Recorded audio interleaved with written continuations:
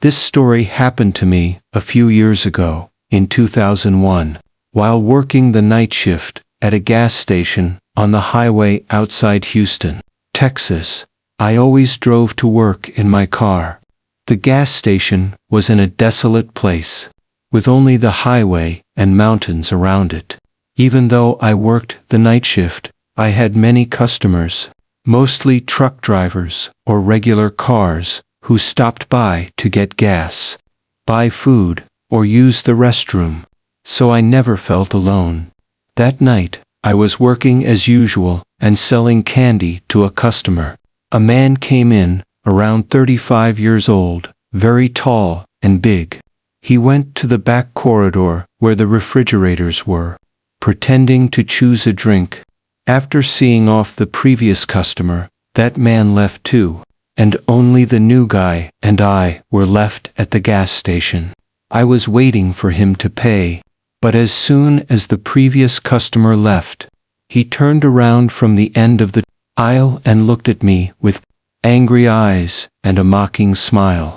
I asked him in English what was going on, and the man slowly started approaching the counter without taking his eyes off me.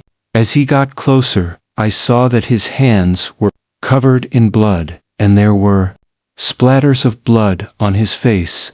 He slowly backed away and started moving toward the back. I knew he meant me harm, that he wanted to hurt me. I reached the door and ran out to my car, but he had slashed my tires.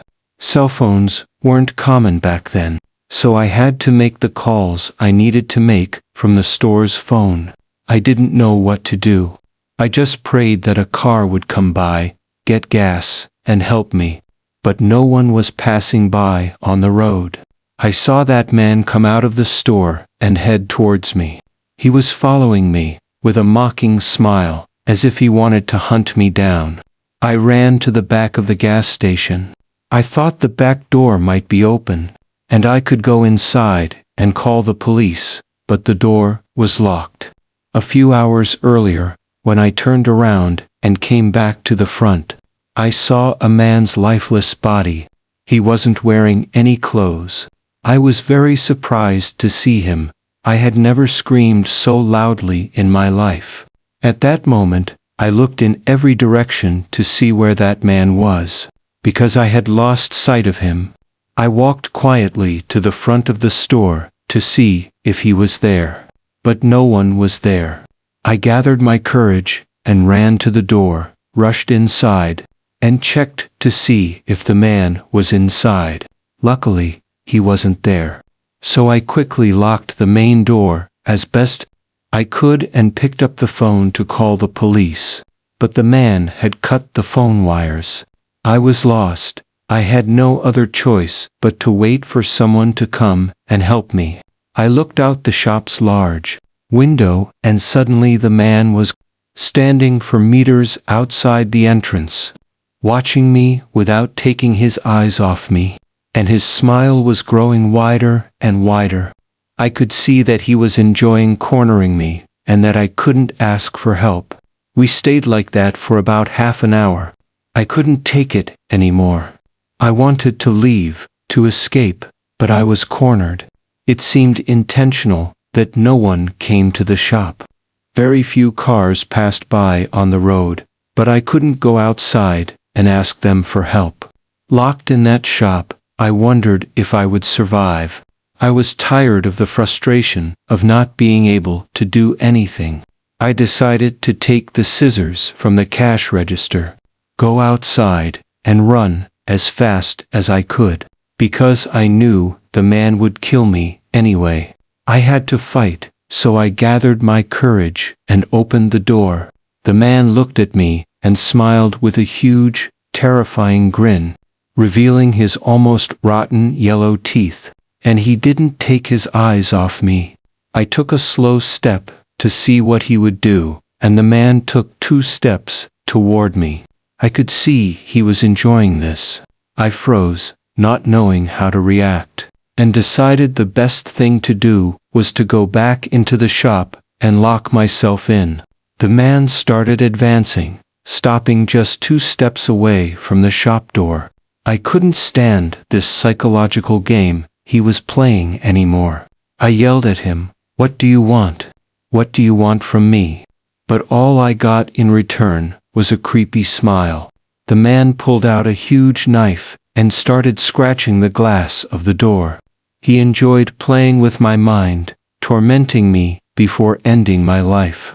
I stood at the back, my nerves shattered, holding only those small scissors to defend myself if he came in. I knew it would be completely useless. The man was almost twice my height and had a knife.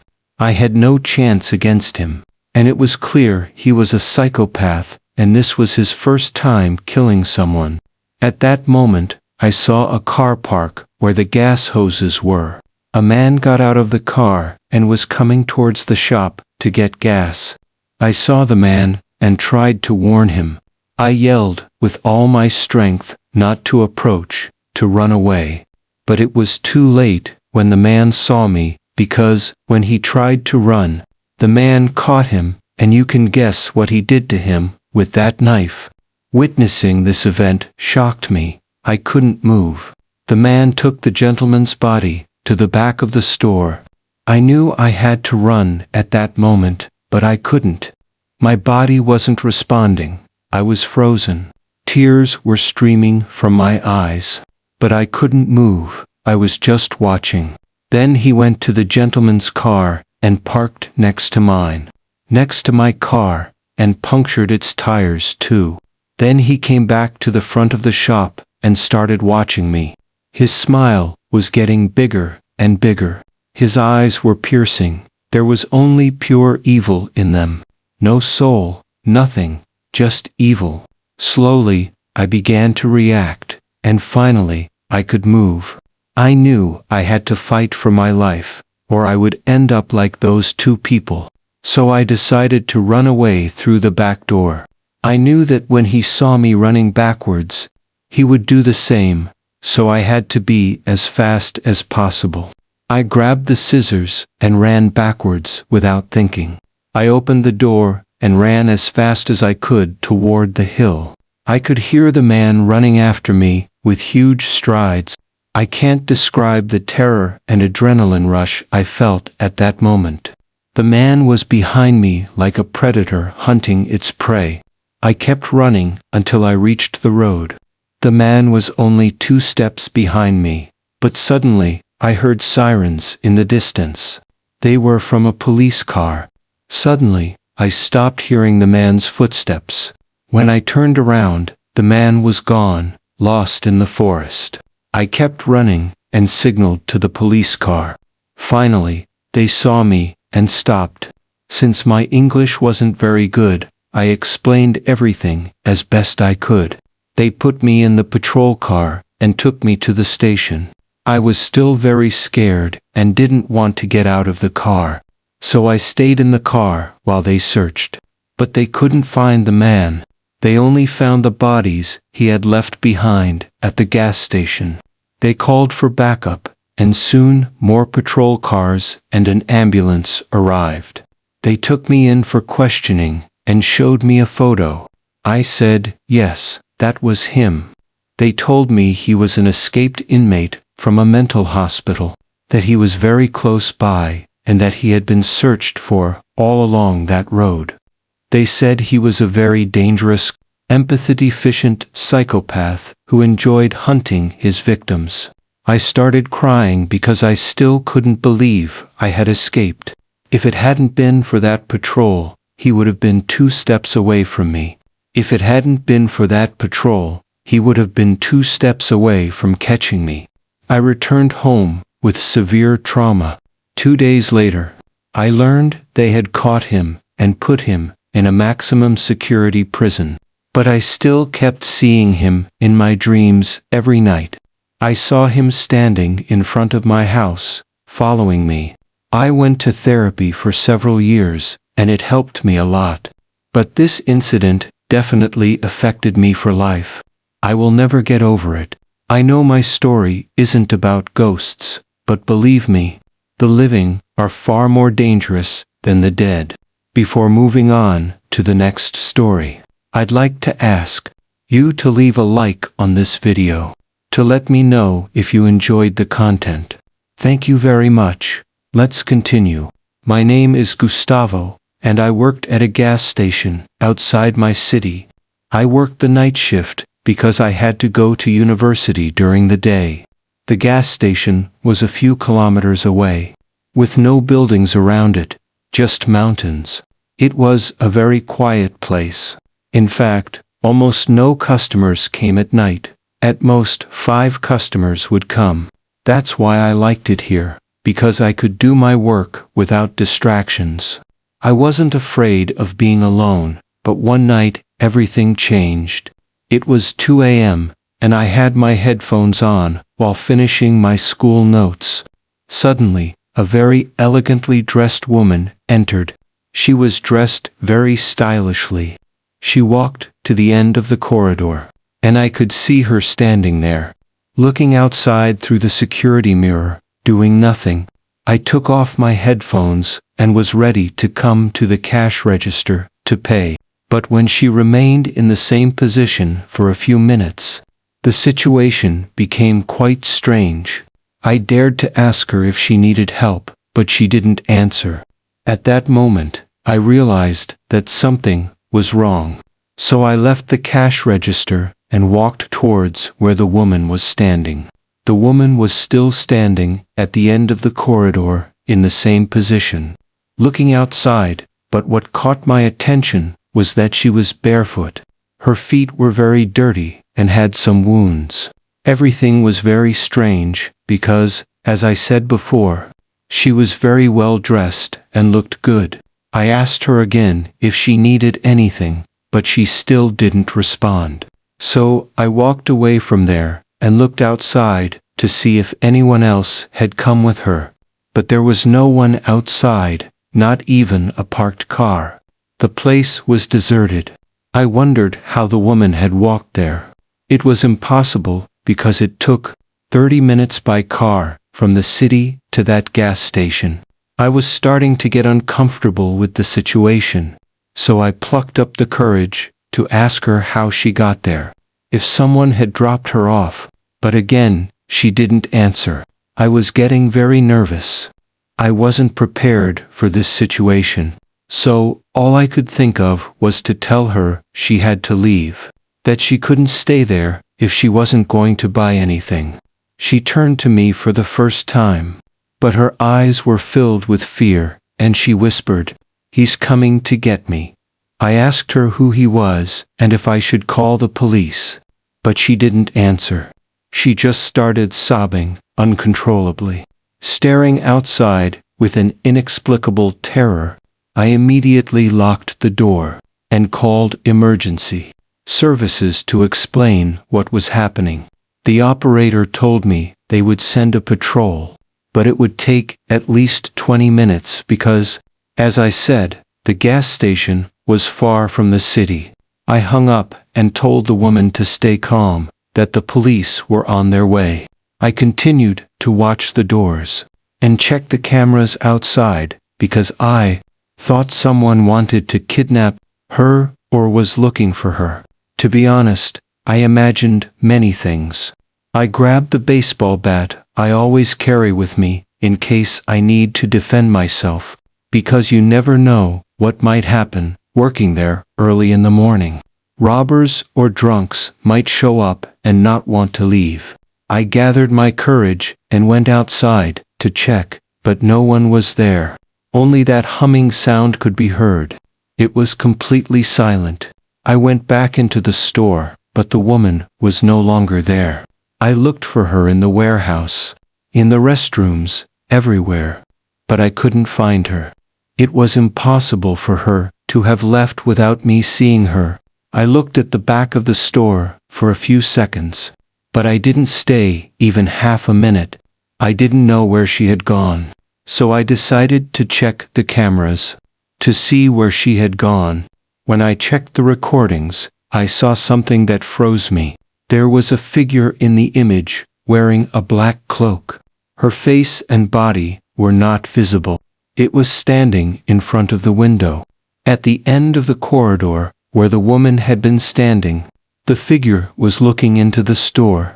But what scared me the most was that it had been there. From the first second the woman entered the store, and it was still there when I left the store to check outside, but I couldn't see it. When I went to the back of the shop to check, the shadows seemed to recede and disappear into the darkness. Because it was difficult to explain and believe, I saved the video to show the police. I saw a patrol car arrive, which struck me as odd because only 5 minutes had passed since they said the police were on their way. The police came in and asked me what had happened. I asked them how they got there so quickly.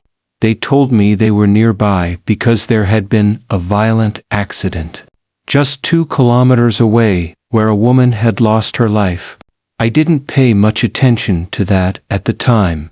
I just told them what had happened and showed them the videos. They said they would check the area around the shop, but if the woman couldn't give a statement and there was no assault or other incident, there was nothing they could do. They just checked the area but found nothing. They told me to lock the door and not hesitate to call emergency services if anything else happened. Then they left. From that moment on, the night passed normally. My morning shift ended, and I left. When I got home, I took a shower and then lay down on my bed to rest. Before going to school, I picked up my cell phone and checked social media, and I saw the news about the accident that night. A terrible accident involving a car and a truck. The woman in the car had died a few minutes after the accident. The paramedics couldn't do anything for her. When I saw the woman's photo, I felt a chill run through my whole body, because she was the woman who had come to the shop that night. She had arrived just a few minutes after the accident. I couldn't help but think that the figure standing outside the shop was death coming to take her, and that the woman was hiding.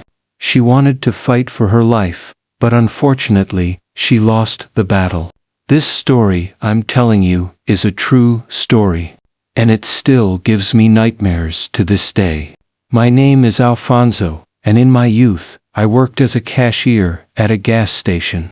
I worked at a 24-hour convenience store, and my shift was the night shift, because I've always been a night owl. This gas station was located at the entrance of a small town, about 40 minutes away from the city where I lived. Many people in the town had become my friends, and I cared for them. I had been working there for a few months, and the people there were very warm. One night, I went to work, as usual. It was around 10 o'clock. Everything was very quiet. I was putting the beverage cans that had arrived that day into the refrigerators when I suddenly heard footsteps in the back room, the storage room. I stayed quiet to see if I would hear the sound again, or if I had imagined it. But at that moment, I heard the sounds again, louder. I got up and walked towards that room at the end of a small corridor. I opened the door and turned on the light, but no one was there. I was continuing to place the cans when I heard the footsteps again, but this time, accompanied by children's laughter. I quickly got up and ran back to the storage room, but it was empty. I returned to continue my work. To be honest, I was a bit confused. I was sure of what I had heard, and I was bravely continuing my work, when suddenly a very loud banging sound was heard. It was as if someone had punched the warehouse door very hard. That was the last straw for me. I got up, went out into the corridor, and shouted, "Who's there? I'm calling the police." But there was no answer. At that moment, I thought it might be someone at the back of the warehouse, trying to play a joke on me, because the sounds were coming from inside. But I didn't want to get myself worked up. When I realized no one was answering, I could hear the children inside laughing, as if they were mocking me. I had no doubt about it now. A woman from the village came in. We knew each other and always chatted. She saw me standing motionless in the hallway and asked what was wrong. I turned to her and said, "Good evening, Donna. Very strange things are happening." I told her what had happened, and she said, "Yes, very strange things happen here, and they will never stop, because this place has a very dark past." I asked her what she meant, and she told me that 10 years ago, a terrible event had taken place in the same place. This used to be the home of the village's former mayor. It was a very large house, and the mayor, his wife, and their 2 children, a girl and a boy, were 7 years old. The mayor's wife was diagnosed with schizophrenia. She underwent medication treatment for several months and visited a psychiatrist in the city, but she continued to live at home. They didn't want to hospitalize her until one night, while the governor was away on business in another city. His wife had a nervous breakdown and, as a victim of her own illness, killed her 2 children. When her husband returned home, he was confronted with the horrific scene. The woman was admitted to a psychiatric center because it was decided that she could not serve a long prison sentence due to her illness. The house was abandoned. No one wanted to live there, even though it was very large and beautiful. Over time, a businessman bought the property, demolished it, and built this store. The woman told me that I wasn't the only one who heard things in that place. That previous employees had also told her about what happened there. She said that when we started talking there, especially during the night shift, even though we had known each other for a long time, she didn't want to tell me anything so as not to scare or affect me. But she said she knew that one day I would also experience such things there. So she told me to always carry a rosary, to hold it tightly and pray if I heard anything, and that I could go to her house for help if anything happened, because she said she saw that it was very close by. The woman finished her shopping and left. I didn't know what to think. I had never believed in ghosts or paranormal events, and I wasn't easily scared. But how could I not believe what the woman had told me? I had heard those footsteps and laughter too, so I decided not to be scared and to keep myself busy with something so the night would pass more quickly. I started sweeping the store. It was morning, past 3 o'clock, when I heard footsteps in the storage room again. Then someone knocked on the door again, but this time it was louder. 3 times in a row. I walked toward the hallway, looked at the door, and saw the doorknob moving as if someone inside was trying to open it. I ran over, but I didn't want to open the door because of all the commotion. Since I didn't know what I might encounter there, I thought to myself that I shouldn't let them know I was scared, that I had to deal with this. So I yelled, "Enough, get out of here." For a moment, everything went quiet. I couldn't hear anything, but just as I was about to leave, the power went out in the entire building. I ran ahead and grabbed a flashlight. When I wanted to go outside to check the fuses, I realized I was locked in and couldn't get out. I tried to open the door with my keys, but it didn't work. The door was completely locked. Guys, at that moment, I felt a fear I had never felt before. I went back to the hallway and checked with my flashlight to see if anyone was there. Then, I tapped on the station's windows to see if anyone could hear me. But it was useless. No one passed by at that hour. There were no houses around, just empty lots. It was very strange for someone to be there at that hour, I realized. I was lost at that gas station because there was no cell phone reception either. I leaned my back against the door and scanned the corridor with my flashlight. At that moment, the warehouse door creaked open very slowly. Then I heard the murmurs and laughter of small children. I closed my eyes tightly because I didn't want to see what was coming out of that room. I knew I would have a heart attack or something similar. I was sweating cold sweat, my eyes tightly shut, reciting the few prayers I knew, when suddenly I felt someone breathe in my ear. I dropped the flashlight and started running through the store's corridors, shouting, "Leave me alone. I just wanted to hide from that thing." In the dark, I sat in the back corridor of the store, sitting in the dark in the corridor, waiting for whatever was there to find me. I heard small footsteps approaching the back corridor and chilling laughter. Suddenly, I felt something touch my hand, a very cold and small hand. At the same time, another hand touched my other shoulder. With those terrifying laughs surrounding me, my eyes were closed. I didn't open them, I just screamed very, very loudly. When those children found me, I thought it was all over. They caught me. At that moment, I heard someone knocking on the door from outside. Like a miracle, the lights came on, and I opened my eyes. There was no one around. I immediately got up, my eyes still teary. I went to the door, where a man was waiting for me to open it. He was a truck driver, wanting to buy gas and cigarettes. I opened the door, and he smiled. The man looked at me and asked if I was okay. I said yes, I was fine, and thanked him very much for coming. He looked at me in surprise and said he just wanted to buy cigarettes, but thought the shop was closed. Everything was closed.